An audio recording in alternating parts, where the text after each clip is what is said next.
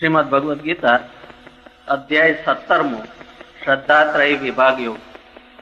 અર્જુન કહે છે, હે કૃષ્ણ, જેઓ શાસ્ત્ર વિધિ છોડીને કેવળ શ્રદ્ધાયુક્ત થઈને પૂજન વગેરે કરે છે તેઓની ગતિ કેવી થાય છે? સત્વગુણ, રજોગુણ કે તમોગુણ?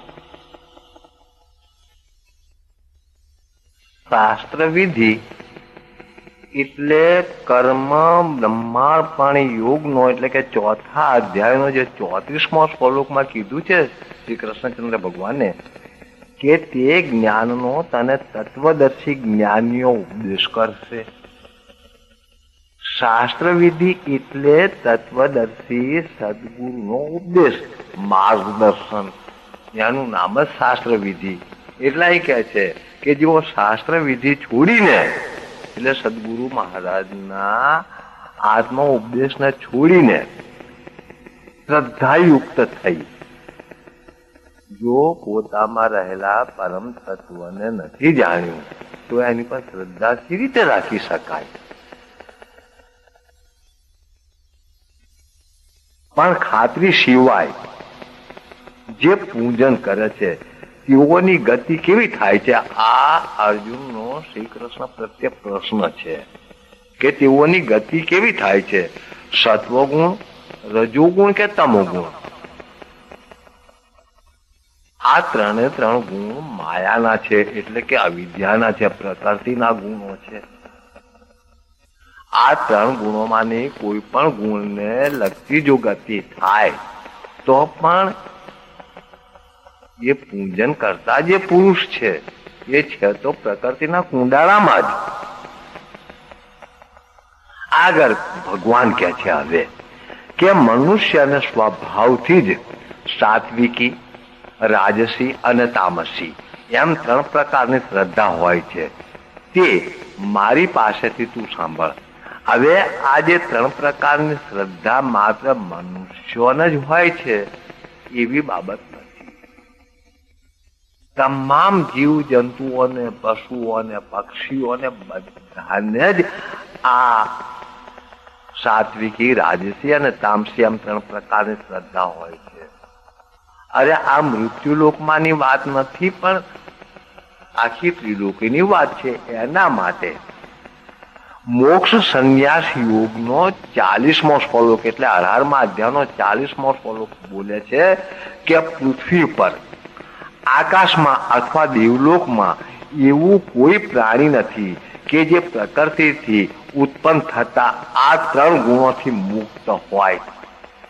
એટલે કે જેઓને જે દેવતાઓ કહેવાય છે એ દેવતાઓ પણ આ ત્રણ ગુણોથી યુક્ત છે.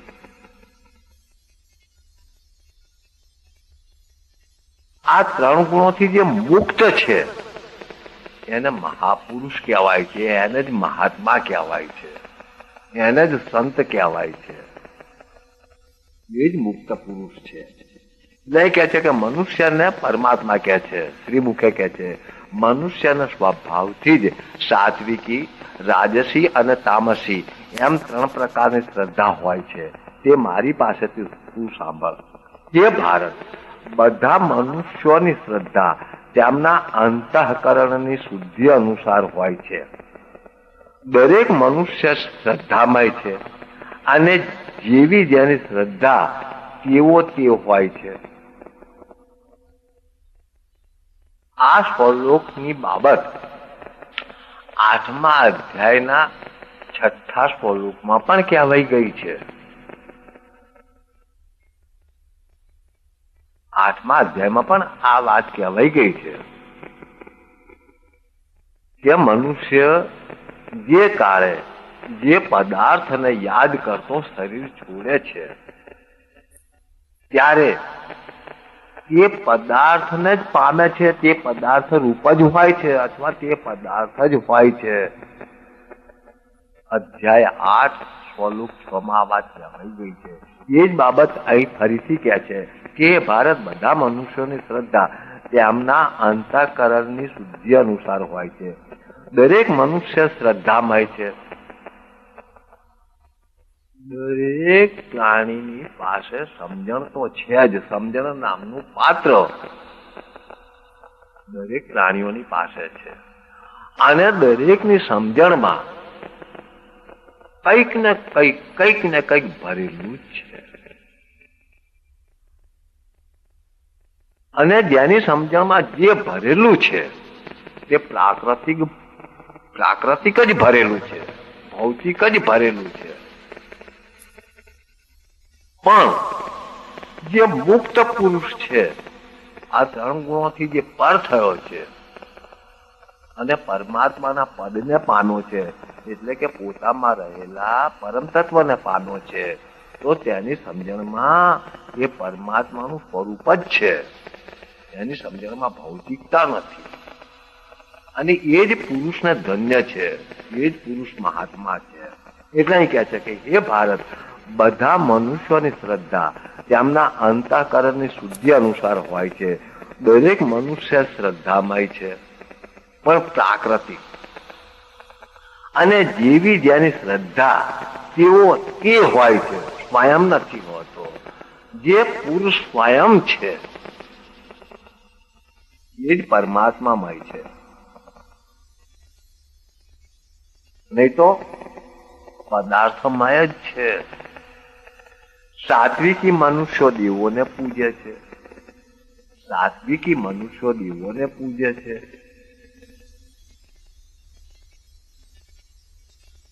દેવો એને કહેવાય છે જે ભોગ ભોગવનારા હોય છે.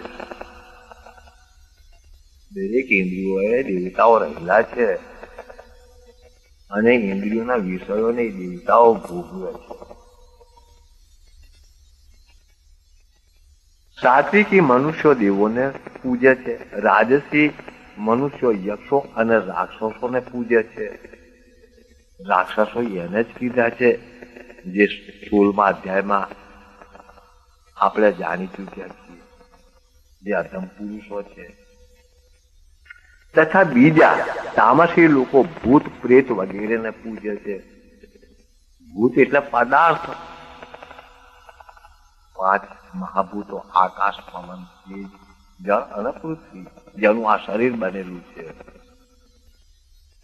એટલે કે દેહદર્શીને જ પૂજે છે, કેમ કે એ દેહદર્શીના સ્વભાવના છે. એમને દેહ અધ્યાસમાં જે જીવે છે એ પ્રેત તો મરદાને કહેવાય છે. અને મરદું જે કહેવાય છે એ આ શરીરને જ કહેવાય છે. મરદું જે છે એ તો શરીર જ છે. અને જેને શરીર ભાવ છે એ મરદા તરીકે જીવતો હોય છે, એટલે એને પ્રેત કીધો છે. જેનાથી પર થયો છે એ તો પરમાત્મા થયો છે. એટલે કે છે તામસી લોકો ભૂત પ્રેત વગેરેને પૂજે છે. દંભ અને અહંકાર વાળા જે મનુષ્યો કામનાઓ અને આસક્તિના બળથી પ્રેરાઈને કેવળ મૂર્છાપૂર્વક શાસ્ત્રે ન કહ્યું હોય તેવું ઘોર તપ કરે છે અને શરીરમાં રહેલા 5 ભૂતોને તથા અંતર્યામી એવા મને પણ કષ્ટ આપે છે. કેમ કે આ શરીરમાં રહેલો જે પુરુષ છે એ પરમાત્માનો અંશ છે. પરમાત્માનો અંશ પરમાત્મા જ છે અને એ જ અંતર્યામી કહેવાય છે. એ અંતરમાં રહેલો જે પુરુષ છે એ અંતર્યામી જ છે. એટલે કે છે અને શરીરમાં રહેલા 5 ભૂતોને તથા અંતર્યામી એવા મને પણ કષ્ટ આપે છે. તેમને તું આસુરી નિશ્ચયો વાળા જાણ, જે 16મા અધ્યાયમાં કહેવાઈ ગયા છે તે જાણ. વળી આહાર પણ સૌને 3 પ્રકારનો પ્રિય હોય છે. આ પ્રકૃતિના ખૂણામાં જીવનારા જીવોની વાત છે. ક્યારેક સાત્વિક હોય છે, ક્યારેક રાજસી હોય છે, ક્યારેક તામસી હોય છે. વળી આહાર પણ સૌને 3 પ્રકારનો પ્રિય હોય છે. તેમાં યજ્ઞ, તપ અને દાન પણ 3 પ્રકારના હોય છે. તેમનો આ ભેદ તું સાંભળ. આયુષ્ય, સાત્વિકતા, બળ, આરોગ્ય, સુખ અને રુચિ વધારનારા રસયુક્ત સ્નિગ્ધ, પૌષ્ટિક અને મનને ગમે એવા આહાર સાત્વિક મનુષ્યોને પ્રિય હોય છે. આ સાત્વિક મનુષ્યોને વાણી પણ સાત્વિક જ પ્રિય હોય છે. શાસ્ત્રોની કથાઓ, સંતોની વાણી, મહાપુરુષોની રચનાઓ, એમના વચનો પ્રિય હોય છે સાત્વિક મનુષ્યોને. કડવા, ખાટા, અતિ ઉષ્ણ, તીખા, લુખા, દાહ કરનારા આહારો રાજસી મનુષ્યોને પ્રિય હોય છે અને તે દુઃખ તથા શોક અને રોગ ઉત્પન્ન કરનારા હોય છે. ત્યારે એમને વાણી પણ એવી સાંભળવી ગમે છે, નિંદા વગેરે. લોકવાણી, શાસ્ત્રોની વાણી એમને રુચિકર હોતી નથી, પ્રિય હોતી નથી. સંતોની વાણી એમને સાંભળવી ગમતી નથી. એ રાજસી મનુષ્યો કહેવાય છે. આગળ કહે છે, એક પ્રહર વખત સુધી પડી રહેલું, ઉતરી ગયેલું, દુર્ગંધયુક્ત, વાસી, ઉચ્છિષ્ટ અને અપવિત્ર ભોજન તામસી મનુષ્યોને પ્રિય હોય છે. તો એમને વાણી પણ એવી જ ગમતી હોય છે. કોઈની ટીકા, કોઈની નિંદા, કોઈની બગડોઈ, અને આહાર પણ વાસી, અને એમનું ભજન પણ ભૂતકાળનું હોય છે. જે ભૂતકાળમાં થઈ ગયા છે એમને ભજે છે. જે હાલ વર્તમાનમાં જે પરમેશ્વર છે એની તો એમને દરકાર જ નથી. જે પોતાના આધાર રૂપે રહેલા છે પરમાત્મા, એમની તો એમને દરકાર જ નથી. અને જે પહેલા થઈ ગયા છે, જે એમની હાલ મોજૂદગી નથી, એવાઓને ભજે છે. ખાય છે, પીવે છે એ વાસી, સાંભળે છે એ વાસી ભૂતકાળનું, અને ભજે છે વાસીને. એટલે અહીં કે છે કે વાસી, ઉચ્ચિષ્ટ અને અપવિત્ર ભોજન તામસી મનુષ્યોને પ્રિય હોય છે. જે લોકો ફળની આકાંક્ષા રાખતા નથી, પણ મારો યજ્ઞ કરવો જોઈએ, એટલે કે પરમાત્મા, એમ મનથી પોતાનું કર્તવ્ય સમજીને જે યજ્ઞ કરે છે એ સાત્વિક છે.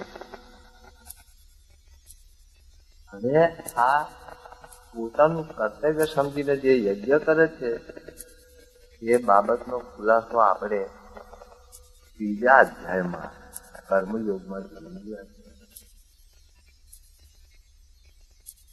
કે જે ભોગો, જે દેવતાઓના છે તે ભોગો, તે દેવતાઓને અર્પણ કરી દેવા, એનું નામ જ યજ્ઞ છે અને એ જ કર્તવ્ય છે.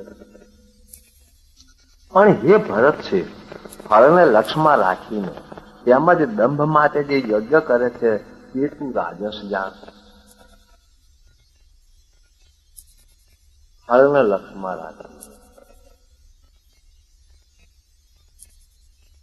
હવે એ તો મહેનત મજૂરી, શરીર પોષણ અર્થે જે કંઈ કરવું, શરીરના પોષણ અર્થે જે કંઈ કરવું એ રાજસ કર્મ છે. અને શાસ્ત્ર વિધિ રહિત, અન્નદાન રહિત, મંત્રો રહિત, દક્ષિણા રહિત અને શ્રદ્ધા રહિત યજ્ઞને તામસ જાણ. એ તો દેહાધ્યાસ વાળું છે, અવિદ્યાયુક્ત છે. દેવ, બ્રાહ્મણ, ગુરુ અને વિદ્વાનોનું પૂજન, પવિત્રતા, સરળતા, બ્રહ્મચર્ય અને અહિંસા એ શારીરિક તપ કહેવાય છે.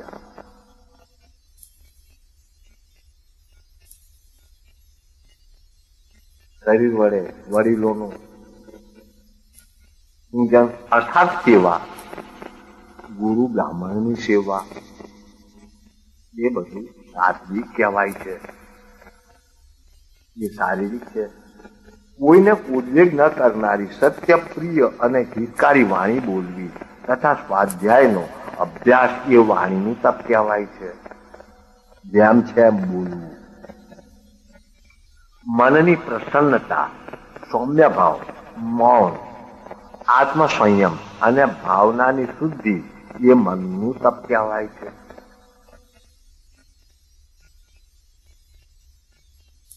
ફળની ઈચ્છા વિનાના સાવધાન મનુષ્યો ઉત્તમ શ્રદ્ધાથી આચરેલા એ 3 પ્રકારના તપને સાત્વિક તપ કહે છે. અને એ સાત્વિકતા પરમાત્માના સ્વરૂપ સુધી લઈ પણ જાય છે. કેમ કે જે સાત્વિક મનુષ્ય છે એને સંતોની સોબત પણ પ્રિય છે, શાસ્ત્રોના વાક્યોનો વિચાર કરે છે, એ સત્યાસત્યનો પણ વિચાર કરે છે. આ લક્ષણ સાત્વિક મનુષ્યનું છે. કોઈના સત્કાર, માન અથવા પૂજા માટે દંભપૂર્વક જે તપ કરાય છે એ અસ્થિર તથા નાશવંત તપને રાજસ કહ્યું છે. જે મૂર્તાપૂર્વક હઠથી મન, વાણી અને શરીરને પીડીને બીજાનું અનિષ્ટ કરવાના હેતુથી તપ કરાય છે તેને તામસ તપ કહેલું છે. અને તે તો 16મા અધ્યાયમાં જે આસુરી સંપત્તિ કીધું છે એવા પુરુષો જ આવું કરતા હોય છે. દાન દેવું એ ફરજ છે એવી બુદ્ધિથી બદલાની આશા વિના યોગ્ય સ્થળે, યોગ્ય સમયે, યોગ્ય વ્યક્તિને જે અપાય છે તેને સાત્વિક દાન કહેલું છે. જે આપવાનું અપાય છે એને સાત્વિક દાન કહેલું.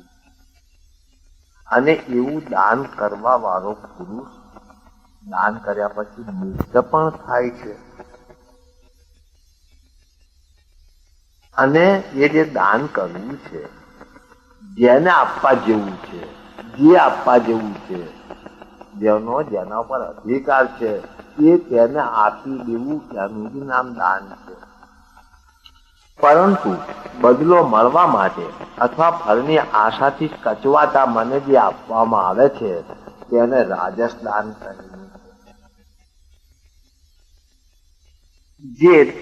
જે દાન સત્કાર વગર, તિરસ્કારથી અને અયોગ્ય દેશકાળમાં કુપાત્રને આપવામાં આવે છે તેને તામસ દાન કહેલું છે. જેમ આ લાંચ રૂશ્વત જે અપાય છે એ તામસ દાન જ છે. કેમ કે એ આપનારો પણ તામસી છે, અધમ છે, અને લેનારો પણ અધમ જ છે. જેને રૂશ્વત અથવા લાંચ કહેવાય છે તે. ઓમ તત સત આ 3 શબ્દો બ્રહ્મના વાચક છે. તેનાથી પૂર્વે બ્રાહ્મણો, વેદો અને યજ્ઞો નિર્મિત થયા છે. ઓમ એ પરમાત્માનું નામ છે. વાચામાં આવે એવું છે, વાચક નામ છે એટલે તો ઓમ કહેવાય. તત એટલે કે અર્થાત પરમાત્મા. તત એટલે તે અર્થાત પરમાત્મા. અને સત એટલે જેનું અસ્તિત્વ છે, સર્વ સમયે અને સર્વ સ્થળે જેનું અસ્તિત્વ છે, જેનું હોવાપણું છે તેને જ સત કહી શકાય છે. અને ઓમ તેનું નામ છે. હવે જે સત છે, સત એટલે જેનું અસ્તિત્વ છે, હોવાપણું છે તે સત. એ સર્વ સમય છે, સર્વ સ્થળે છે. આ હુંનો કહેનારો જે જગ્યાએ છે, જે સ્થાને છે, તે સ્થાને એ તત્વો પણ છે, એ પરમ તત્વો પણ તે સ્થાને છે. અને ઓમ એવું તેનું નામ છે. એટલે એ કહે છે કે ઓમ તત્સત આ 3 શબ્દો બ્રહ્મના વાચક છે. તેનાથી પૂર્વે બ્રાહ્મણો, વેદો અને યજ્ઞો નિર્મિત થયા છે. માટે બ્રહ્મને જપનારાઓ ઓમ એવો ઉચ્ચાર કરીને યજ્ઞ, દાન, તપ વગેરે શાસ્ત્ર વિહિત ક્રિયાઓમાં પ્રવર્ત થાય છે. તત એટલે સર્વ તે પરબ્રહ્મ જ છે. તત એટલે તે અર્થાત પરમાત્મા. એવી ધારણાપૂર્વક તત્વનો ઉચ્ચાર કરીને એટલે તેનો ઉચ્ચાર કરીને ફળની આકાંક્ષા રાખ્યા વિના મુમુક્ષુઓ કેવળ મોક્ષ પામવા યજ્ઞ, દાન અને તપ વગેરે કરે છે. એટલે કે અર્પણ કરે છે. જે જેનું છે તે ત્યાંનું આપી દઈને મુક્ત થાય છે. સત આ પરમાત્માનું નામ સદભાવમાં અને શુદ્ધ ભાવમાં વપરાય છે. તથા કલ્યાણકારક કર્મો માટે પણ સત શબ્દનો પ્રયોગ થાય છે. ત્યારે કલ્યાણકારક જે કર્મ કહેવાય છે એ તો પોતાનું વાસ્તવિક સ્વરૂપ જાણવા માટેની તજવીજ. સંતોને સેવવા, સદગુરુના શરણે જવું, આત્મદર્શી પાસેથી ઉપદેશ ગ્રહણ કરવો, એ જ સદકર્મ કહેવાય છે અને એ જ કલ્યાણકારક છે. યજ્ઞ, તપ અને દાનમાં દઢ રહેવું એ પણ સત કહેવાય છે અને ઈશ્વર પ્રીત્યર્થે જે કર્મ હોય એ પણ સત્ય કહેવાય છે. જ્ઞાની પુરુષ જે કઈ કરે છે, જ્ઞાની એટલે કે પોતામાં રહેલા પરમ તત્વને જે યથાર્થ રીતે જાણે છે તેને જ જ્ઞાની કહેવાય. અને એવો જ્ઞાની પુરુષ શરીર વડે, મન વડે કે વાણી વડે જે કઈ કર્મ કરે છે તે તો સત્કર્મ જ કરે છે. હે પાર્થ, અશ્રદ્ધાથી યજ્ઞ, દાન, તપ કે જે કંઈ કરવામાં આવે છે તે અસત કહેવાય છે. તે અહીં કે પરલોકમાં કલ્યાણકારક થતું નથી. ફરીથી આનો આસ્પદો અશ્રદ્ધાથી એટલે કે ખાતરી વિના પોતામાં રહેલા પરમાત્માની ઓળખાણ વિના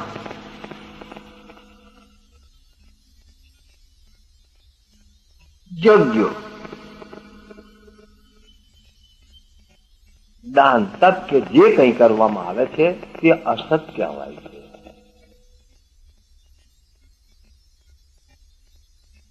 જેમ કે દાન આપવું છે તે કોને આપવું છે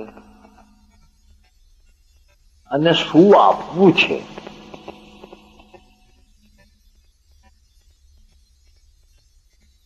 યજ્ઞ જે કરવો છે અર્થાત જે હોમવું છે તે શું હોમવું છે અને શામાં હોમવું છે,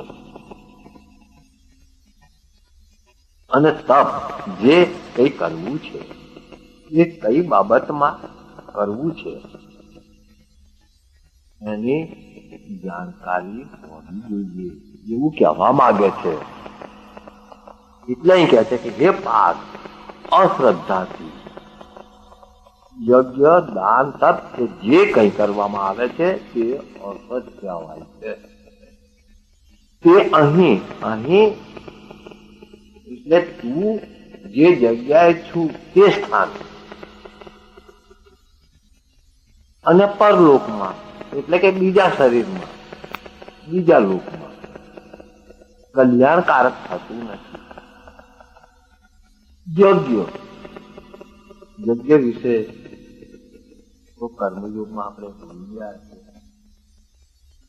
એ ઇન્દ્રિયોના જે વિષયો છે, તે હવી છે.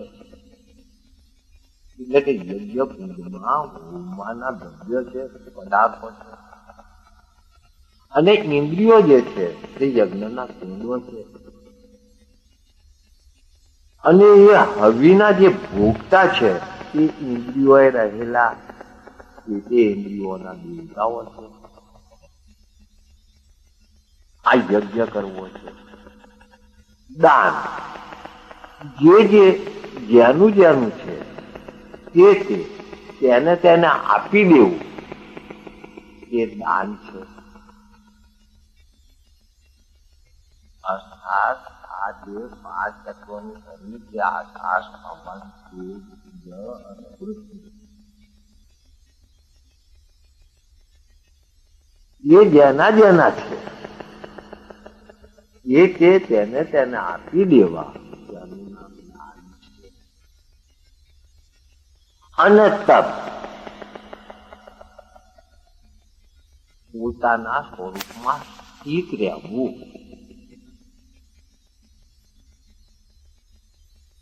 એનું નામ તપ છે. વૃત્તિને ભૌતિકતામાં ન જવા દેવી અને પોતાના વાસ્તવિક સ્વરૂપમાં વૃત્તિને સ્થિર રાખવી, એનું જ નામ તપ છે. એટલે અહીં કહે છે કે હે પાર્થ, અશ્રદ્ધાથી એટલે અજાણપણાથી યજ્ઞ, દાન, તપ કે જે કંઈ કરવામાં આવે છે એ અસત એટલે કે મિથ્યા કહેવાય છે. એ આ લોકમાં કે પરલોકમાં કલ્યાણકારક નથી. એટલે આ શરીરમાં રહેલા પુરુષને મુક્ત કરનારું નિવડતું નથી એવું આ સ્વરૂપમાં કહેવું છે. અહીં શ્રદ્ધાત્રય વિભાગ યોગ નામનો 17મો અધ્યાય સંપૂર્ણ થાય છે.